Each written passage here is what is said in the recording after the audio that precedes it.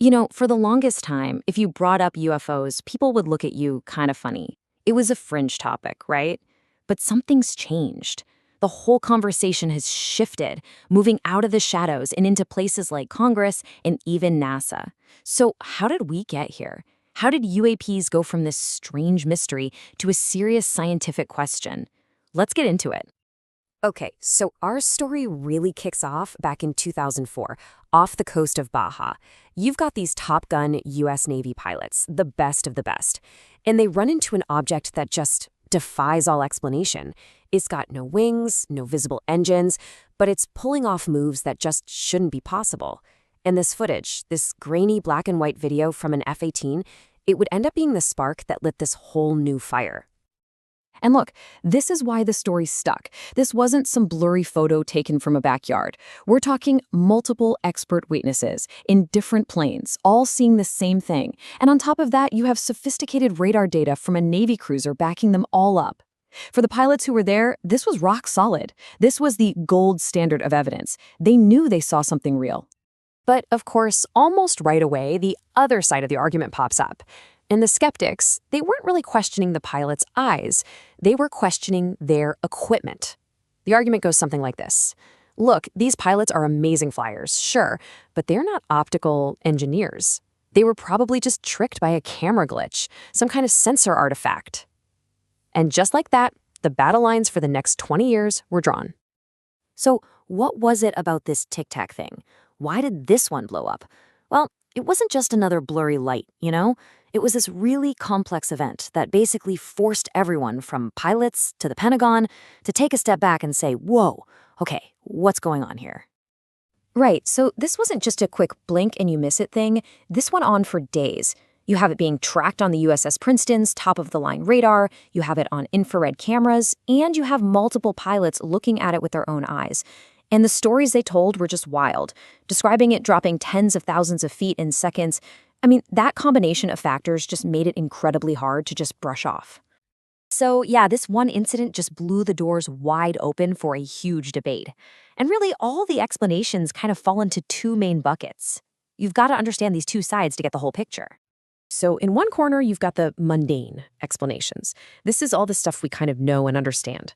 The idea here is that all these sightings are just, tricks of the light, weather balloons, maybe a camera glitch.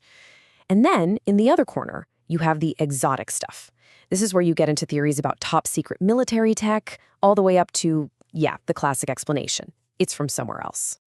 And look, the key thing to remember for the mundane side is that the sky is, well, it's a really busy and sometimes tricky place. When you look at official government studies, they find that most of these sightings, the vast majority, really do turn out to be something we know. Stuff like satellites, drones, weird clouds, or even bright planets. Here's a perfect example. France has had an official UAPA agency for decades, and they had this one case where a giant C-130 Hercules transport plane, a massive airplane, was reported as a silent hovering flying saucer. When they dug into it, it was this crazy combination of the distance, the moonlight, and a weird trick our brains play on us that can make something that's moving look like it's just sitting still. Okay, but what if it's not a mystique? For a lot of people, the most believable exotic theory isn't actually aliens, it's us. It's human tech. Think about it. The government has these black budget programs, spending billions on classified projects we never hear about. So, the theory goes, maybe that money is funding some truly next-level aircraft using wild concepts like plasma stealth. It sounds like sci-fi for sure, but the physics behind it? It's actually real. And this all leads us to the biggest problem of all. If any of this stuff is real, why is it so hard to get a straight answer? Why don't we have definitive proof? Well, the answer is really complicated, and it's been the main roadblock for scientists for a long, long time. A big first step was just changing the name. The term UFO has so much baggage, right? It immediately makes you think of little green men and tinfoil hats. So the official switch to UAP, or Unidentified Anomalous Phenomena, was a huge deal. It was a way to take the stigma out of it, making it safer for serious people like military pilots to come forward without risking their careers. And if you want to know what the public thinks, well, mostly they don't know what to think. This survey from the Canadian government in 2024 is pretty incredible. A full 71% of people, when asked what UAPs are, basically said, I have no idea. All the other explanations, aliens, secret spy planes, weather stuff, they're all just tiny slivers of the pie. It just goes to show you that most people are just waiting for some actual, solid information. So, for a long time, there were three huge roadblocks stopping any real progress. First, the stigma. If you were a pilot and you reported something weird, you were basically risking your career. Second, the data was a total mess, scattered everywhere, with no one system to collect it all. And third, when you don't have good information, what happens? Misinformation rushes in to fill the void. And even when you do get an eyewitness report, there's another problem: our own brains. And look, this isn't to say people are lying, it's just how we're wired. We are surprisingly bad at judging the speed and distance of things we don't recognize. Our brain automatically tries to fill in the blanks, and if it's a scary or exciting event, that emotional rush can totally warp your memory. It's a huge challenge for investigators. But all of that is finally starting to change. It really feels like we're entering a whole new era now. We're moving away from just telling stories and speculating and moving towards doing actual, systematic science. You've probably heard this famous line from Carl Sagan: extraordinary claims require extraordinary evidence.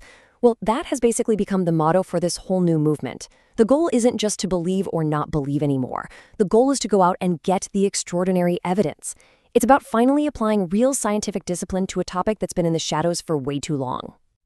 And if you look at the timeline, the speed of change has been just breathtaking. I mean, after decades of silence, suddenly, in 2020, the Pentagon creates a UAP task force. 2 years later, that becomes a permanent office called AARO. Then in 2023, NASA gets in the game.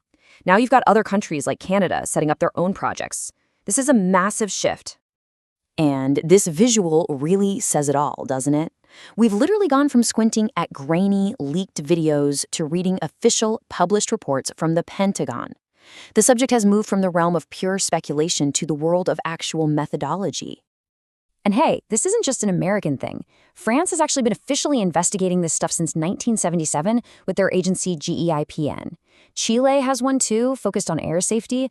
What we're seeing now is this becoming a real, coordinated, global effort to figure out what's going on. So, what's the new game plan? In a word, data. The idea is to stop chasing these random sightings after the fact. Instead, let's build dedicated observatories, like the ones from Harvard's Galileo project, that are packed with high-tech sensors just watching the sky 24/7. That way, you're not relying on shaky testimony. You're collecting hard, verifiable data, and you're just waiting for the phenomenon to show up. And that, right there, is the biggest change of all. The whole conversation has just grown up, you know? We're not just endlessly debating one grainy video anymore. The real question now, the important question, is how do we build a system, a scientific system, to finally get the answers we're looking for? Which leaves us with one last big question.